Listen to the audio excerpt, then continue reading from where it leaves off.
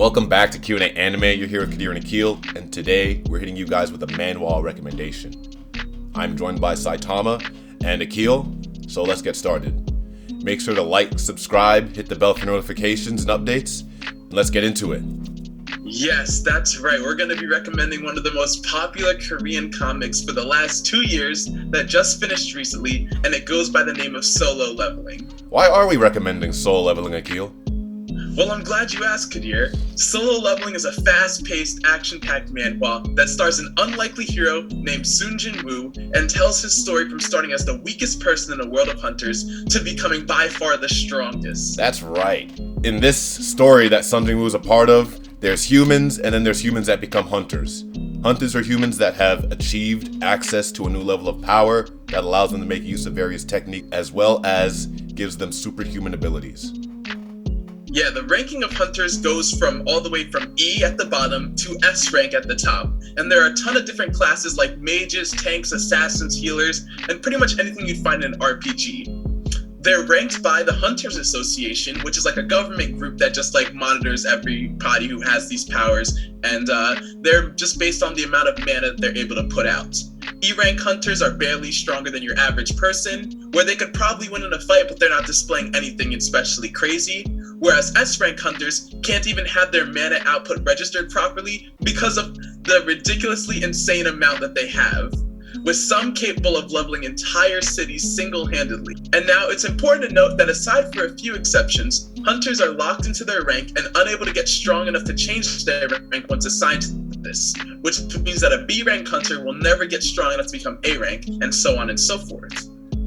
The reason these hunters exist is because one day there was the arrival of a gate.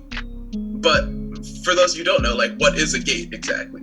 So a gate is a portal into a dungeon that allows hunters to fight monsters, hunt down treasures that they can bring back for huge profits in the real world.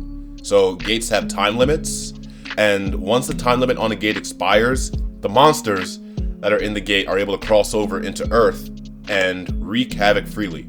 Gates are also ranked, just like hunters, from E to S, where E-rank gates are just like a minor inconvenience, and S-rank gates can possibly destroy an entire country.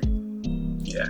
Luckily, multiple people can go into a gate at the same time, which is a segue into guilds. Guilds are groups of hunters and humans that operate as an organization, and the more powerful the guild is, the more access they have to higher gates, and the more rare and expensive items they can collect and then sell.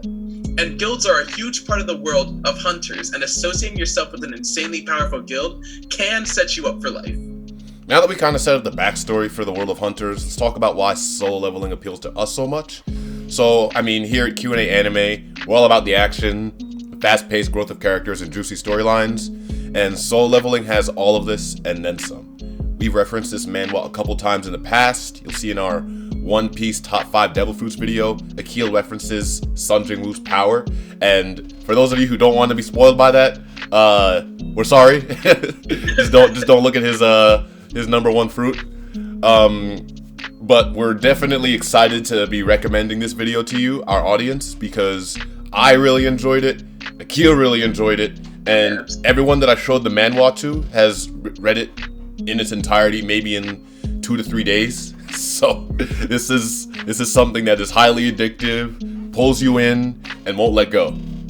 Yeah, absolutely. Especially because just not only is the storyline great, Sunjin Woo as a character is so compelling, and then not only his growth from weakest to strongest, but also like as we see him change as his power grows and he learns more about everything that's going on, it makes it such a beautiful story. And I think that it's one of the few ones that like I don't think there was any part where I was like, oh, I think it's kind of falling off.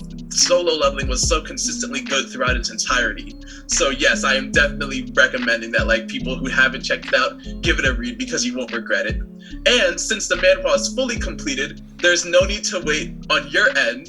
You can make a webtoon account and start reading it today. And if that hasn't convinced you enough, we're going to do another video covering the first few intro chapters that you should definitely check out in the near future. That's right. We're looking to keep our videos shorter and more digestible for you audience members, so you guys have a lot to look forward to.